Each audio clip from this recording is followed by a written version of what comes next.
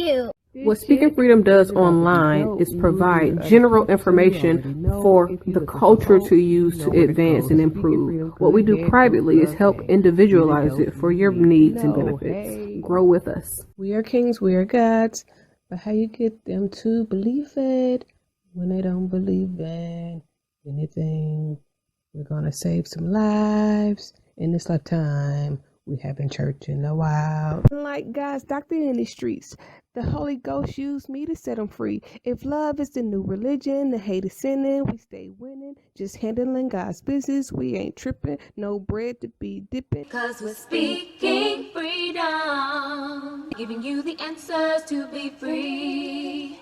We use the client to develop, to grow, and to bring out the best in themselves. We are simply a tool to help you learn how to make better decisions. Not just one decision, not just today, but for the rest of your life. Encouraging each person through each trial and tribulation. Hey, babe. So you know you are my A, my B, my C, and my D.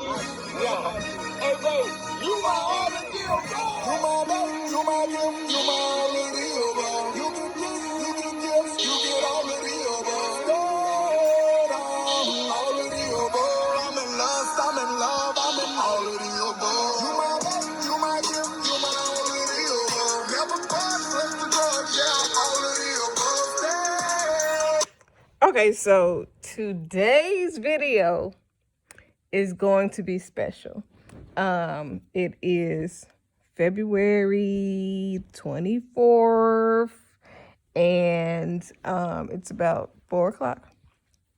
So this video, I want to start off this video by saying the reason why I do not do videos that feature me is because this message, none of the messages are about me.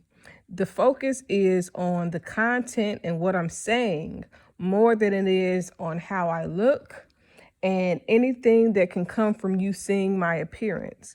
So if you see a message or a video that you do not see me, there are pictures of me available for you to see, but the videos are not about me. So I do not try to feature myself in the videos unless it's kind of necessary, or if I'm sitting by one of the pictures of myself in my house and I can use that so that it's not just all black. But I needed to say that.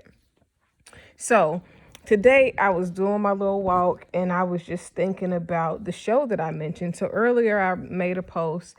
I seen a post by Drea on the Shade Room where Drea was saying that she should be the reboot of Diamond if they did the Players Club movie over again. So listen, let me say this. I have not seen P-Valley. I do not know what it's about, but based on my understanding, it's more surrounding the club environment itself. And this, the Players Club type of a series that would be great for Netflix or a streaming network, Prime, Amazon, or something like that. Or it could be it's like a late night type of vibe show. So it cannot be on like prime time TV at 8 o'clock p.m. unless, you know, it is on a network that is okay with that.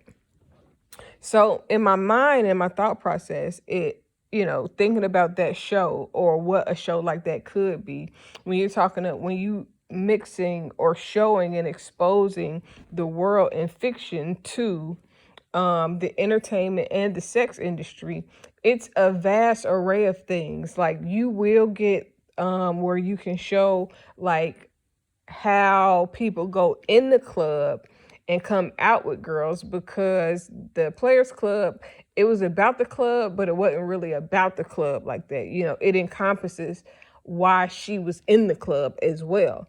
So, and then the things that go on outside the club. But if you extend that from the club environment and you extend that to the entertainment and the sex industry, where it could be like, I want to say it'd be like a CSI or a law and order type of run with this. And the reason why I'm saying that it'll be that type of run, because if you begin to get in the nature and the narrative of how people get in a strip club, what happens as a strip club worker when you're not in a strip club, but then mix that with the entertainment industry, whether it's rap, whether it's music in general, whether producers, writers, and you started like talking about that in a fiction type of a narrative of how the music industry works and how the music industry ties into the sex industry, and then take it from there, and you begin to, man, it would be so many storylines possible within that, especially if you highlight in a city like Atlanta where you got scammers, you got drug dealers, you got the strippers, you got the club owners, you got the bottle girls, you got all of these different features to the club atmosphere. And then you got the musicians, you got the actors, so you got the film industry, you got the music industry, you know what I'm saying? You got real estate industry, you got all of these different narratives really that kind of meet in the strip club environment. A lot of people that know people, most of them have met these people or seen these people in clubs, and then they end up linking up or talking or being cool or seeing somebody and be like, oh, let's, you know what I'm saying, talk about business one day. And that's how it starts. You know, majority of big cities is really networking. It's just like real estate. I was thinking about that. Real estate is just really networking, because in the beginning, you first off, you don't need a realtor to sell your house. However, you can hire a realtor that knows more about selling houses to sell your house for you, because it makes it easier for you to get rid of your house, versus if you list it on your own and you try to sell it on your own, you don't know who you're dealing with, if they gonna have a realtor, if they gonna try to get over on you. So you hire a professional to do it for you, so you don't have to worry about that.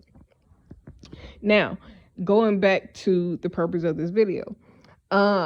So I was thinking about the show, and I was thinking about how, you know, the different aspects of that, and then how a lot of times when you're a celebrity or you're famous, one, you're making yourself a target for people to try to get close to you, to try to get to know you for their advantage, to try to use you, to try to manipulate you, even shit, to try to rob you and kill you sometimes. So when you put yourself, like, you can be successful without being famous. You can be, I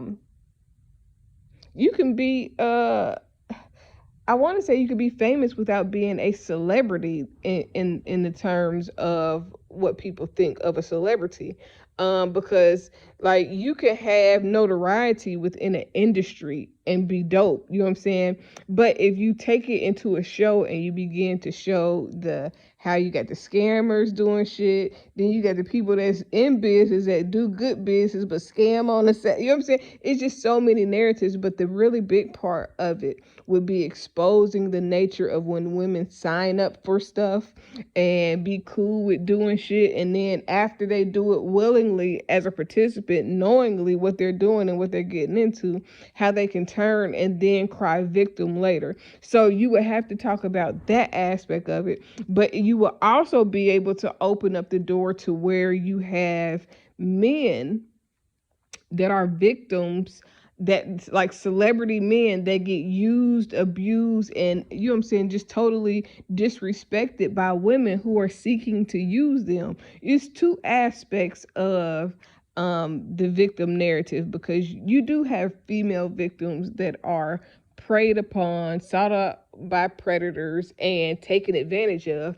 But then you also have women that go and pursue that type of shit. They pursue getting high. They pursue taking drugs and doing all type of shit with guys that they don't barely know, or they don't know what's going to happen once, you know what I'm saying, they get in the flow or whatever is going on. You know, like, you got people that actually go looking for trouble, and they use it to their advantage. I told you about the time that I was in the club and the guy came up like, I got some drugs, and I'm like, nigga, what you telling me for? I don't do coke. You know what I'm saying? Like, I do not do nose candy. I don't do nothing. You know what I'm saying? Like, drugs are no. Say no to drugs. The most I done ever did in my life was smoke a little weed. And, you know, like, that's not a drug. That's a medical necessity for some people. So, knowing that there are women looking for drugs, looking for sex, looking for love in the club, they're looking for a lot of things that they should not be looking for in certain atmospheres or from certain people. And then a lot of people trust celebrities because they got money. They think because they got money, they know more than what the next person knows. And sometimes they know even less. So, when you begin to put that, all of that, like in Players Club, it would expand the narrative of how people like Junior and Junior's friends end up being who they are and how they do that shit over and over again. Or it can also show you where women go in and they think they about to run game on a nigga, but then the nigga end up running game on them. And then it can show you where they come together and they grow and they become something more because they both hustlers. It's so many narratives that can go from there, and you can do it. You can start it with 5 or 6 main characters and just keep expanding it because literally in the city of Atlanta, you know, in the fiction realm of speaking, there are so many people that really fake their shit. Like, between the sex and the entertainment world, they both go hand in hand, whether that's sports entertainment, music entertainment, or any other narratives of entertainment where people are paid to entertain people, or they entertain people so they end up getting paid. So it's a whole narrative there. Thinking about that made me think about why I am the way I am when it comes to, because in my mind, I'm thinking like, man, Diamond could grow up to be some narrative of me in the series where maybe she owns a club and instead of using it to manipulate women, she could be using that club to try to help people. And if they're going to strip, to go down the right path. If they're going to be, you know what I'm saying, in certain industries, there should always be a person that kind of helps people along. Not people that's just trying to get you in there so they can take advantage of you, but those that will get you in, take you under their wing, and then show you how to be whatever it is that you're trying to be. And I think that largely in the industry, we lack that. So the reason when I get to thinking about the things that I be talking about as far as the ranch, or when I talk about owning a club like Mr. Magic, when I talk about any of those things, it's really in the narrative of I want to help to kind of liberate women and allow women to be protected within that liberty, within that liberation and freedom. Because the truth is, the sex industry is real, just as much as the entertainment world. And it's really a part of that in some ways. So if a person comes within my establishment and that is what they're seeking to do or venture into, then my mindset would be to shape them into wanting something better for themselves, or seeing something more than just this narrow path and what it limits you to. For most people, like, now it can open up doors, but that's the thing. It can open up doors, but you have to, just like a person that's trying to get signed to a music label, just like a person that's trying to do anything to be successful, when success comes, you have to know what to do with this success so that you don't blow it, so that you don't go and do some stupid shit and get yourself in trouble. It is very important that people are guided. Like, the one thing about when I was growing up, I used to hang around. Okay, so this is the part of the story that I was really trying to tell. So I used to hang around a lot of my cousins, boy cousins, some of my girl cousins, but I was more around my guy cousins a lot. And for my one guy cousin, I used to be his wingman. Like I was his wing girl. Like, you know what I'm saying? When I started high school and shit and my friends was fucking, I used to try to help my cousin fuck all of my fuckable friends or help him find chicks that he could, you know what I'm saying, mess with until, you know what I'm saying, it got to the point where I didn't do it or I wasn't around and I couldn't. But like I would always set my cousins up with whoever and their friends. Like I was hooking niggas up. Like I would hook them up and I would hook their friends up with people that I knew because I always knew a lot of people. And you know, like, so, but in addition to that, I also was around a lot of street hustlers. I used to run the streets a lot.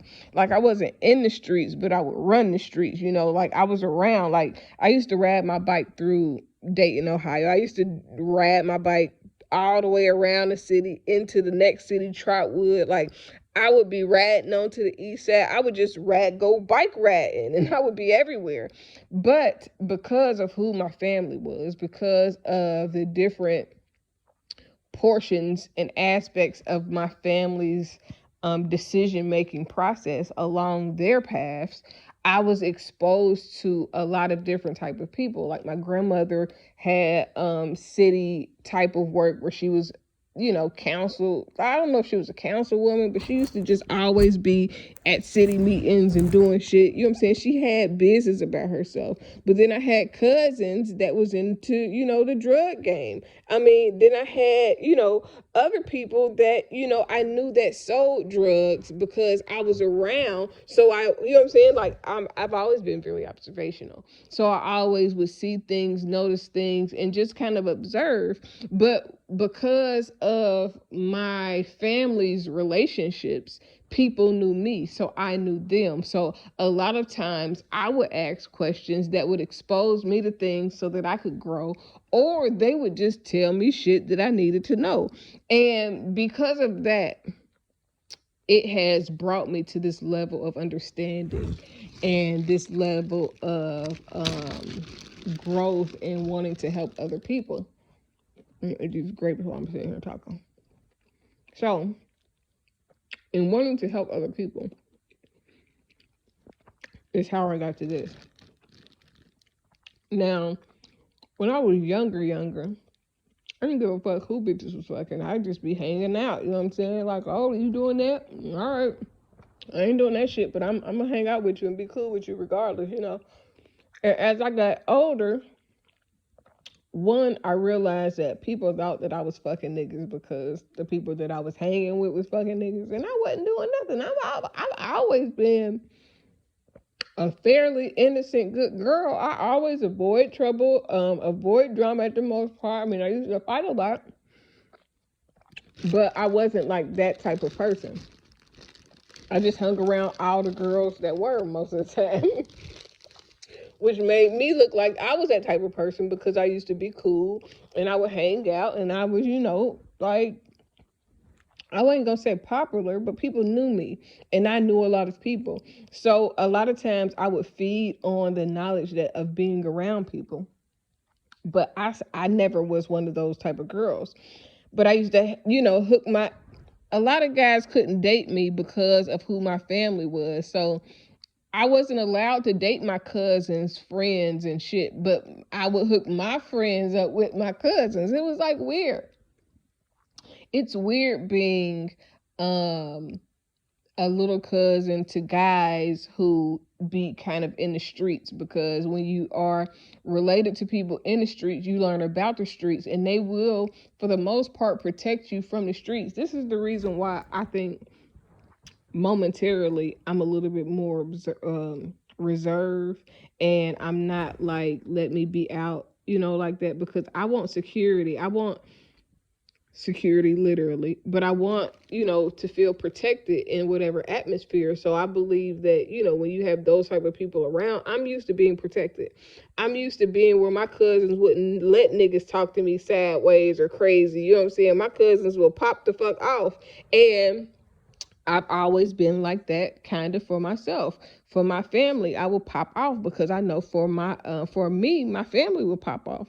So, but because of that, I was my cousin's wing girl, basically. I made a whole note about so I could make sure that I got to this. So I want to be able to protect women who do want to do whatever it is they decide to do, and let them be free to roam and do and learn and grow, but with guidance. So that's like my main focus when it comes to helping women and protecting women and not being closed-minded of what women are capable of or what they're allowed to do. And then with men, my goal is to build men up so that they're stronger, so that they're more confident, because if we build the men up, then they can properly build the women up and respect the women. If we properly teach women to grow and build, then they can properly respect the men and build the men up. And then it's the circle of life where we are all feeding each other and making everything better. But so because I used to be my cousin's wing girl and I used to hook him up with bitches, like now, if he didn't have a significant other, if he wasn't, booed up, I'm sure that he would be like, find me some girls, because that's what I don't know why that was what I did for my cousin. Like, I'm a typical little cousin. Like, he used to have all my cousins had bitches. And I used to have to be around them all because they would babysit when I was small, or then when I got older, my favorite cousins were my boy cousins, because those are the people that I was with most, because those are the cousins that my mom, whoever your mother hang around, normally that's who you gonna be around kids.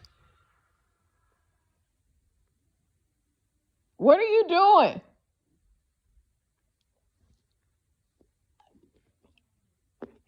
So, out there making some crazy noises.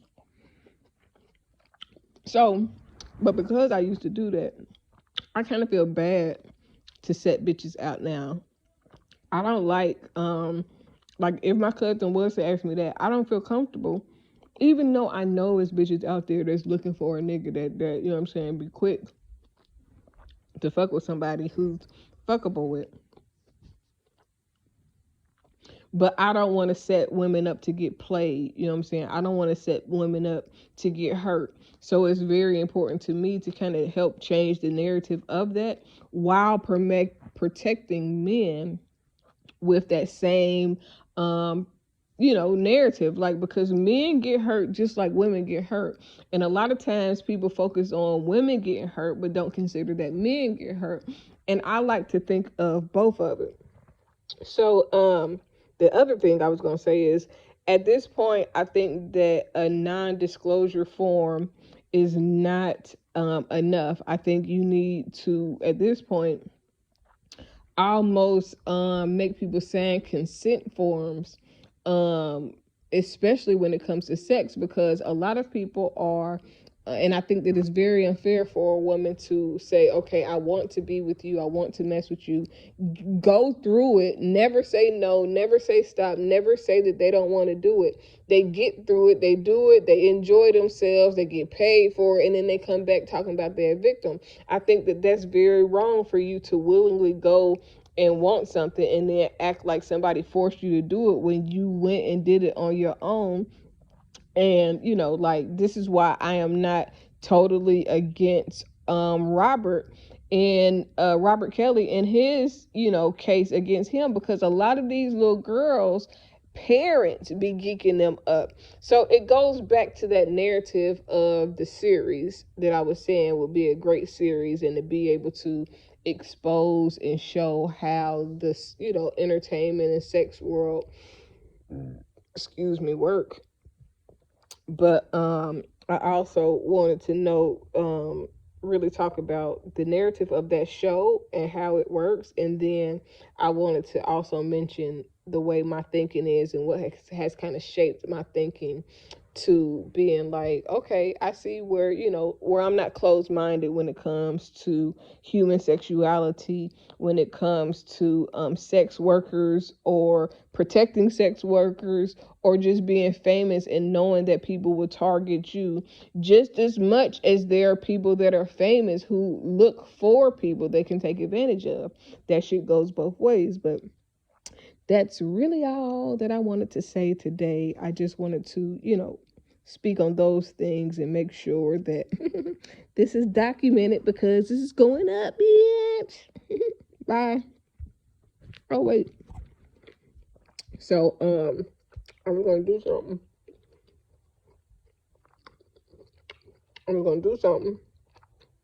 To end this thing. Atlanta, it's your favorite cousin, Young Jock here for my guys at Bader Scott. Oh, whoa. Skip that ad. We ain't doing that ad.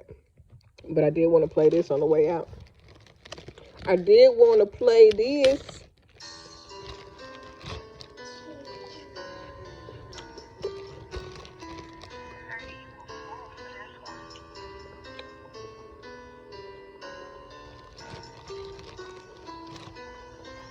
She is my rock, bust at the up, hold down the spot, beast with the bump, shout to be wet, like dope in the pot, beat down the block, the best thing I got, she is my rock,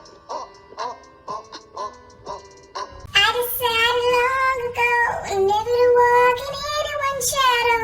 If I fail, if I succeed, at least I live what I believe. No matter what they take from me, they can't take away my dignity. Because the greatest love of all inside of me is sexuality. Thank you for joining Speaking Freedom as we continue to assist you with your daily growth and intuitive wisdom. Loving is a lifestyle and we love to love. Inspiration is how we fuel faith. Please join us daily for your inspiration and motivation.